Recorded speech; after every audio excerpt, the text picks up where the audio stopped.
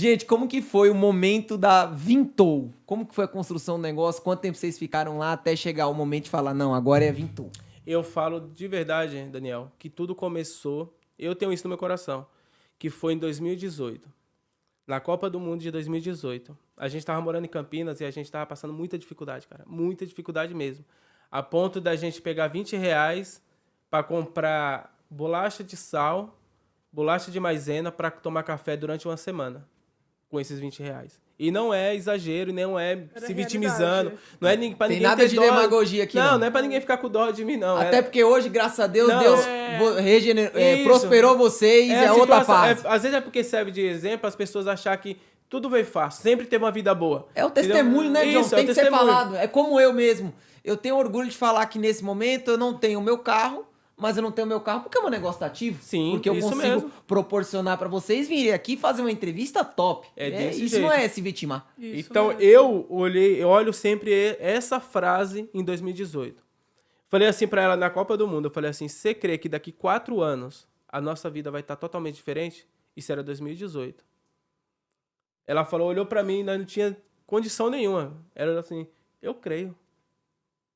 Falei, então vai estar diferente.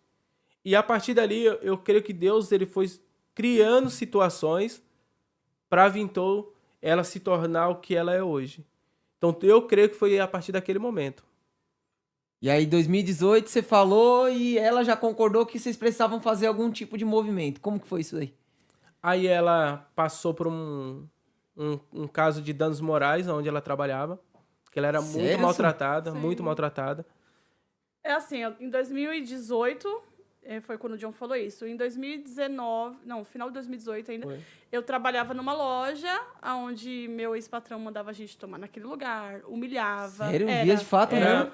Era assim, de humilhação mesmo, sabe? De jogar as coisas em cima da gente. Mulher, e quanto tempo você aguentou isso? Fiquei 9 meses.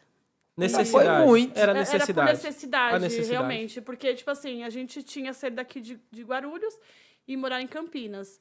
Então, eu cheguei lá com 2 dias e arrumei esse emprego. Eu tava numa situação muito, mas muito apertada mesmo, sabe? Tinha dívida de carro, a gente tava pagando aluguel. Então, eu realmente precisava. Então, trabalhei durante 9 meses e sempre essas coisas, essas humilhação, sabe? Palavras de baixo calão. Gente, não tolera isso não, hein? Você dentro dos seus negócios Sim. aí. E nem seja esse tipo de patrão. Não seja, exatamente. Aí aconteceu uma situação no qual foi pior ainda, no qual ele veio humilhando, sabe? Falando coisas pesadas mesmo. Aí eu falei pro John, não tô aguentando mais. Ele me humilhou, eu falei pra ele, eu tô pé da vida aqui, eu tô quase quebrando essa loja de todinha, porque ele falou pra mim coisas, sabe, absurdas mesmo. Aí o John falou, calma, respira, que eu tô chegando aí. Aí, na época, eu mandei mensagem pra uma advogada da família, ela me orientou de uma forma, porque eu tava doente na época, fui pro hospital, peguei, mostrei tudo certinho, né, que eu tava doente, e ele simplesmente... Mas graças a Deus ele não chegou a te agredir. Não. Tá. Eu vou até contar como que foi. É um negócio até vergonhoso. Tinha lá, vamos supor, um desinfetante. Ele colocava lá a validade que tinha que durar durante 1 mês aquele desinfetante. Ele morava em cima, embaixo a gente trabalhava. E a menina que trabalhava comigo pediu um papel higiênico. Aí ele foi, deu. Isso de manhã. Só que tinha um prazo pra durar Só esse que papel higiênico na cabeça isso, dele. Tinha um prazo. Oxi. Era. Aí Você ele, acredita nisso? Aí ele Gente. ele deu o papel higiênico de manhã. Quando foi no final da tarde, eu tava com infecção de urina. E eu tava naqueles dias. Eu fui pedir outro papel higiênico pra ele. Aí pronto, aí já começou a me humilhar, me xingando, falando que... Mas cadê o papel higiênico? Eu falei pra ele, não tem mais, acabou. Não, mas não é possível. Eu dei um papel Gente, ele higiênico. deixou um Foi. rolo de papel Ele higiênico no pegava banheiro. ele pegava na casa dele e dava o papel pra gente usar na Ele é na louco, verdade. é? Era. Aí eu falei pra ele, eu falei assim, não, mas acabou. E ele me encurralando, pensando que a gente tinha pegado alguma coisa. Eu falei pra ele, tá bom, você quer que eu fale então? Aconteceu isso, eu tenho que falar até da minha intimidade pra você, estou com infecção de urina, estou também no meu ciclo menstrual. E é isso. Senão eu não obrigado a falar e isso aí aí. eu falei pra ele, eu falei assim, você tá me constrangendo porque eu tô sendo obrigada a falar esse tipo de coisa pra você. E mesmo assim ele começou a me xingar, sabe, de humilhar mesmo. Aí eu falei pro John, falei, pronto, é a gota d'água. Aí liguei pro John, falei pro John, vem me buscar, porque eu falei pra ele, eu tô pé da vida, A ele me vontade xingou. do John era matar esse cara. Aí eu falei pro John, ele me xingou, falou coisas absurdas e Eu falei pra ele, eu tô com ódio aqui, que eu tô quase dando uma pesada nessa vitrine aqui, de tanta raiva que eu fiquei. O John falou, calma, respira. Aí mandei mensagem pra advogada na época, ela me orientou, falou pra mim ir no hospital, que eu já tava com uma receita, né, que eu tava com infecção de urina e tudo. Aí eu cheguei em casa muito, mas muito mal, e chorando horrores. Aí o John falou, calma. Aí eu falei pro John, a partir de hoje, nunca mais eu trabalho pra ninguém. Falei pra ele, nunca mais ninguém vai me humilhar. Aí, a minha até vontade de chorar, porque foi uma situação bem difícil. Aí o John falou, respira, calma, não é assim. Eu falei pra ele, eu não tô falando da boca pra fora. Falei pra ele, eu nunca mais vou trabalhar pra ninguém. Falei pra ele, nem se eu vender bala no Farol, nem se eu vender água, eu nunca mais vou trabalhar pra ninguém. Aí, na época, ele tava trabalhando numa farmácia, aí ele falou, beleza, então, eu vou sair da farmácia e a gente volta pra São Paulo. E a gente tinha plano de montar a loja em 2 anos, ou o máximo, tipo assim, estourando em 1 ano e meio, 2 anos. Ele falou, vamos reagendar os planos aí, a rescisão que eu for pegar mais a que você pegou, a gente volta para São Paulo. E a gente fez isso. A gente voltou para São Paulo e isso foi em dezembro. Quando foi em fevereiro que a gente abriu a Vintou. Inauguramos a primeira. É.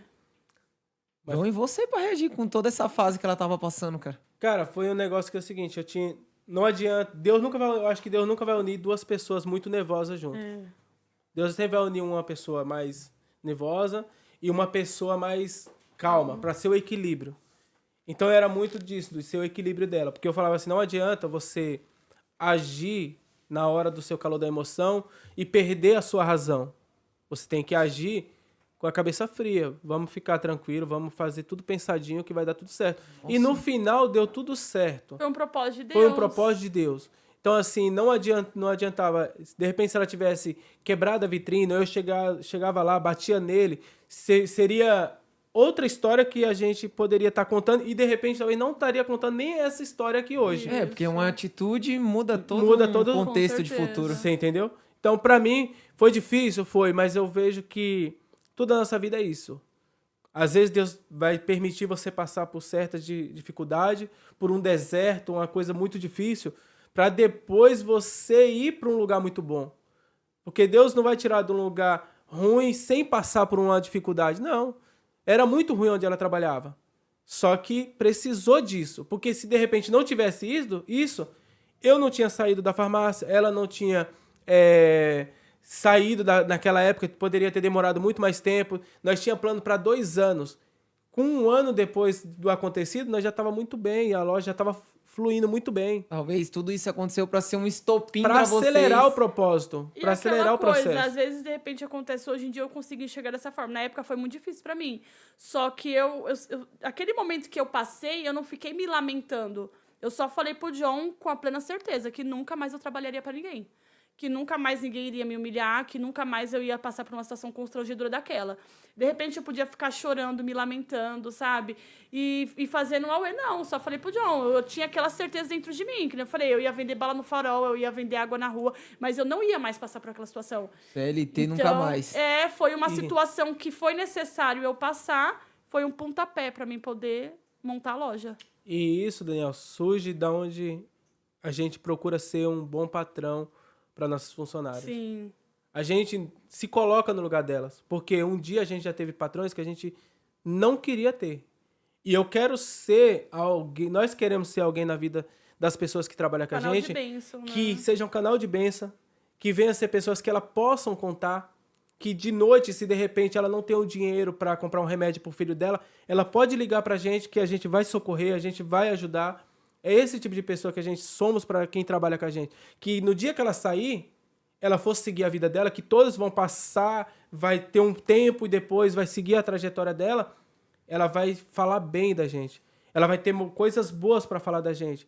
Não vai ter esses tipos de argumentos que a gente está contando aqui de patrões. Não, nunca quero ser uma pessoa que a pessoa queira estar longe de mim, sabe?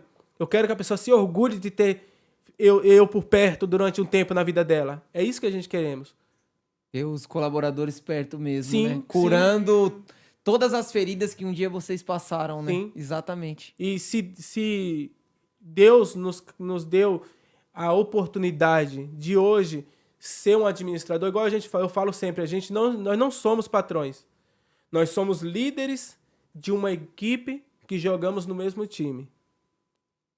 Definitivamente. Não somos patrões, nós somos líderes. Organizamos um time para jogar na mesma equipe. Então a gente une a ideia da Suzana, a minha ideia, a ideia das gerentes, a ideia das vendedoras, juntamos tudo e corremos para uma linha reta, para um único objetivo, que no final todas vão ser recompensadas, todas vão crescer de acordo com que a loja cresce. A loja vendeu, você vai ser recompensada por isso. Porque do mesmo jeito que eu sonho, que a Suzana sonha, elas também têm sonhos. Sim. Elas também querem ir num restaurante, elas também querem levar um filho para passear, elas querem comprar um tênis novo para o seu filho. E se você é um líder e não consegue enxergar isso nos seus colaboradores, você está no lugar errado. À beira do fracasso. Você não serve para isso. E é isso que a gente vive todos os dias dentro da Vintou.